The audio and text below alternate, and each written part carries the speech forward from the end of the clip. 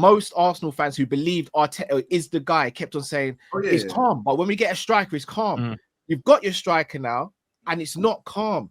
So who's going to be how many minutes has the striker played? Wait. Yeah. And this is why I'm saying you're going left. But that's why you're missing Cal's point. You're missing his point. No. There isn't a point there because he's saying, well, when you get the striker, become an Arteta problem then. So Egal, sorry to cut you, Joe, bro. No, it's fine, bro. It's fine. Egal, when does Arteta become the problem? When does he finally become the problem? What does it have to take? It's a good question. Arsenal fans to go, you know what? It is Arteta who's the problem. When does it have to? What has to happen now? Because if he's already a problem. He's already no. To you it is problem. To you and Dan it is hooks, but to Egal and a lot, and it's not just Egal. There's a lot of other fans. I did a shoot last week with Arsenal fans. Rough day, and bare of them were saying Arteta's the guy. Don't worry about it. What is it gonna take for Arteta to be called out on his nonsense? Because I don't get it.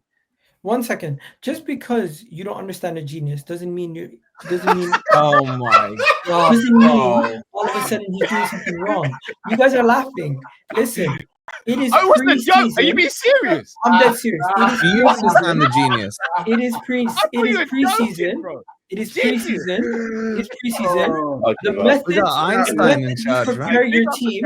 The methods you prepare your team for the season don't have to be the same as every other manager. Simple. You guys are here talking about. You guys are here talking about why didn't Arsenal show amazing patterns of play versus a Newcastle team that was parking the bus, a Tottenham team that we did show a lot of offensive nouns. We just didn't do anything in the final third because our best midfielders were playing with our B-level attackers. How many teams are you going to play next season that won't park the bus against you? I'll count on one hand. No, but we keep changing the argument. I'm simply talking about this preseason. We played 4 games so far in preseason. Guess what? Those 4 games, out of those 4 games, you guys are saying, oh, we didn't show enough attacking nouns. We didn't show enough consistency. Yes, because it was constantly changed. It was constantly being refreshed. We were doing what people do in preseason. Give people opportunity to get acclimatized with each other. You just said the main focus. Your manager should do what every other manager does. The main focus of this preseason. 1 second. The main focus done everything every other manager does. The main focus of this preseason was not to correct every single wrong of last season. It was simply to acclimatize the players with each other. And I think everyone is going too far. No, sorry. I've listened for 35 minutes to spout this nonsense. And I'll be honest, I can only feel for hooks and pots right now because my head would be on Mars. My head would be on Mars with the things you're saying. You just said, Arteta does not going to do preseason like every other manager, and then proceeded to explain what every other manager does in preseason. They play B squad players with A squad players. They mix up the teams. Young players get opportunities. They mix up, and like you said, that you just want to see patterns of play. You need to see little glimpses. You need to see little moments. You try new things out. The results don't matter. Everybody spoke that the results don't matter. I mean, you keep going back to the point of, but when you play the B team, when you play this team, when you play these players, you're not going to have the best performances. You're not going to do this the best. You're not. Yeah, because Gal, for a second, please. Nobody expects to see the best. Nobody here has said they've not seen the best. They're not even seeing glimpses of Arsenal change. We're not even seeing glimpses of good football. We've been briefed by the Gunner blog a week or 2 ago. Oh, Arsenal are playing more direct style of play to suit Gyökeres. Have you seen a more direct style of play? I'll just answer the question again. Have you seen? Did you not see us go more direct versus Tottenham? Answer my question. Have you seen a more direct style of play? Did you not see us go direct versus Tottenham? Yes or no? I've just asked you about the Villarreal game. I've asked a question. Can you answer that question? You watched the Tottenham game? No, I'm asking you about the Villarreal game. I'm asking you about the Villarreal game where Gyökeres played in. So please, can you ask my question? Forget about Villarreal. No, that's where I want to answer. Gyökeres played significant part in that. No. The reason being because you're just saying things for the sake of saying things. No, I'm not. No, because the Tottenham game doesn't count. We have been playing long balls directly to the attack. We have been trying to push it a little bit more through the middle. But guess what? The best at breaking lines, the best at attack. For making attacks look silly, have not necessarily been playing with Gyökeres. Zubimendi That's not the point. Has barely played with Gyökeres. Oh, so you're missing Cal's point. You're missing Cal's point. You missed my whole point. Because what Cal was saying, and just correct me if I'm wrong on this. The point he made, what he said earlier about if Harvey Elliott missed that chance, he knows Salah will score it. Okay. I think if I'm not misinterpreting you, Cal, what he's saying is, where's this style of play that's working towards making sure you can get the best out of Gyökeres? It doesn't matter if Gyökeres is on the pitch or not. You're not changed the style of play, and you now have a number 9. And even yesterday, you weren't playing to someone who's a different style to someone who's got a number 9. This is the whole point. It doesn't matter who's on the pitch. What matters is the patterns of play and the style. And all I've seen is what I saw last year. Really quick. Wolfie, that's where I disagree, though. But that's really where that's where I disagree. Really quick. A genius, an exceptionally intelligent person, or one with exceptional skill in a particular area of activity. Can you tell me what is exceptionally intelligent or what exceptional skill does Arteta have, Egal? He's still in a job without any major trophies. It's a laughing stock. But you know what? You know what? He's elite. He's at an elite club and he's an elite football manager. I think elite show. They're an elite football club, yeah, and he's managing that football club. Is Madueke an elite footballer? I hear what you're saying there, but it doesn't make Arteta's not a bad manager, right? Wait, Joe, if Jesse Marsh managed Arsenal tomorrow, would that make him an elite manager? Oh, no, of course not. But he wouldn't get that job. So the fact that Arteta's got that job and kept that job shows that he's up there. On what CV, Joe? On what CV did he get that job? No, I get that, right? But if Arteta's sat by Arsenal, he gets a job within 6 months at another top club. No, he don't. Yes, he does. Yes, he does. No, he don't. I guarantee you he does. You know, we're not talking Solskjaer here. Guy. We're not talking. Being honest, you guys don't see it. You guys don't see it. One at a time. Every single person who comes in contact with Arteta and actually works with him on a day-to-day basis says how much he puts into the game and how he makes them better, and things that he points out that other people don't even see throughout his whole life as a football player, points it out to him to make them better players. That's lovely. And even if that is true, when's he going to win a trophy, please? When's he going to win a trophy? That's all I want to know. When's he going to win a trophy? A genuine question. Since he's been at Arsenal, how many players has he improved? It depends. Are you talking from the day that he walked in? What are we doing here? Are you talking from Gabriel, Did he not bring through Bukayo Saka? Are we talking about? No. Because I want to know what level he's speaking about. Are you talking about from the day that he walked in, or from now to last year? What are you talking about? Since he's been at Arsenal Football Club, Gabriel. Just reel them off. There must be loads, Egal. Reel them off. There's definitely not loads, but Saka, Saliba, Gabriel. Just look at what he did with Partey, transitioning him to a DM. You go back transitioning Partey to a DM. Partey was playing a double pivot, and you had Partey playing inverted right back, bro. Exactly. Bro, he made Partey one of the best DMs at a time. Don't act like he signed him as one of the top DMs in. Yeah, Partey was already one of the top DMs when we signed him.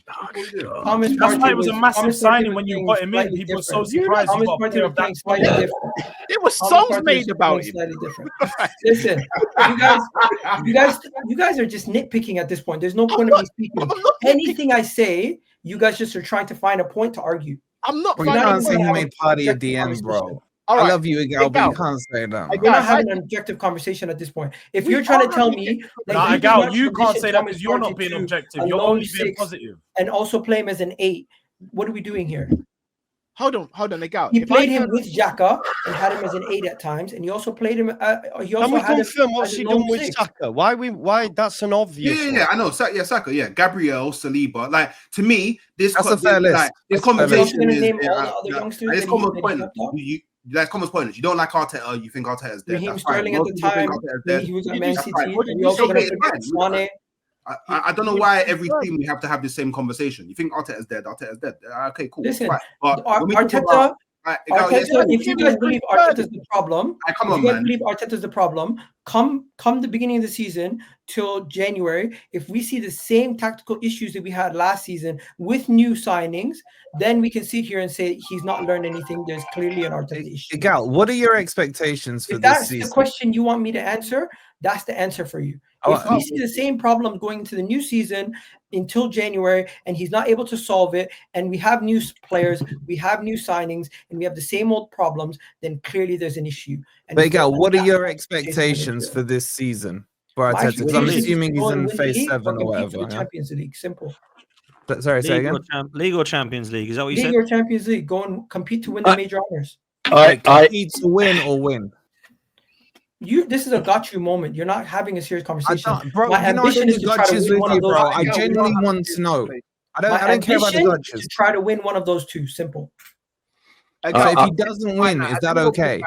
No. Egal, I'm telling you right now, as a Liverpool fan, my expectation is to win the league. With what we've done in the window, with how of course you won it last year. What do you expect? Hear me out. It's my expectation to win the league. I'm not saying that things can't happen in the season where you might have to change expectations, but right now my expectation is to win the league. Why is it not Arsenal's expectation to win the league? It is because what you just said. Liverpool are great, and their expectations is also to win the league. Arsenal, my expectations is to win the league. Some people might have different expectations. If those expectations aren't met, will you blame Arteta? That's two different conversations. Which one do you want to stay on? All I know is the conversation or the expectations conversation. I've definitely lost brain cells in this conversation. I'm telling you right now. All I know, I've just put £100 on Arsenal to win the league next season. Yeah, but okay, Egal, let me ask you this: who are favourites in your mind to win the league? Sorry, I literally did. Why are we bothered about what Egal wants? Liverpool are clearly favourites, but that has nothing to do with Arsenal.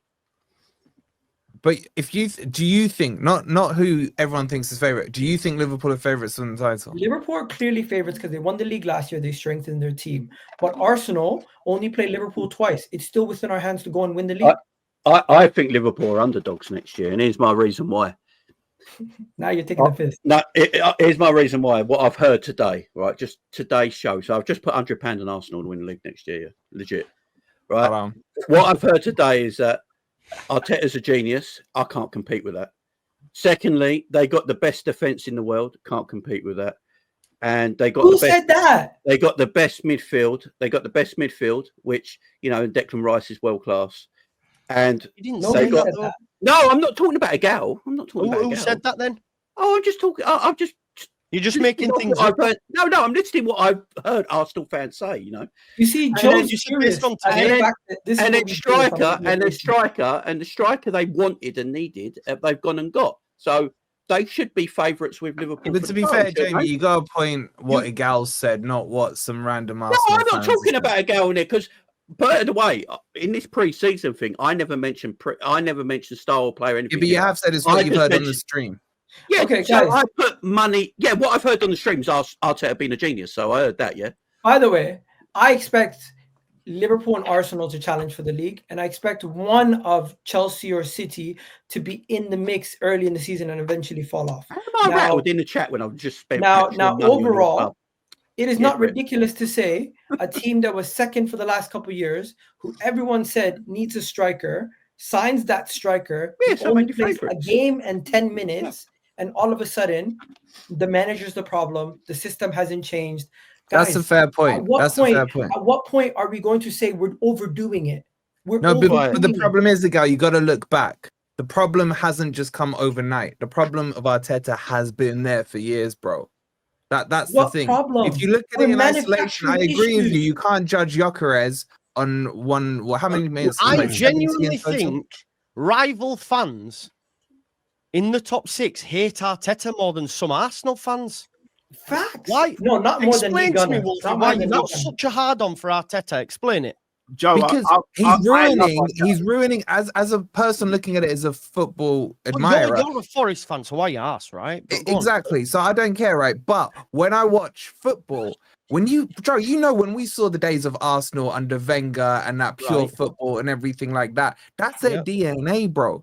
He's for me. He has always been a progressive manager. He did fantastic to get Arsenal back to where they should roughly be. He can't take that next step. And it baffles me. It baffles me that Arsenal fans are not prepared to just go back. If you're too young, go back and watch Henry and Bergkamp up front. Go back. Why are you bothered? Right. Joe, the point where we have to press it down from minute 1 to minute 48. As a football fan, I love Arteta, and I want him to stay in the job as long as possible. No, God's honest, because you're not going to love him after he wins the league. But fair. Okay, no, maybe not.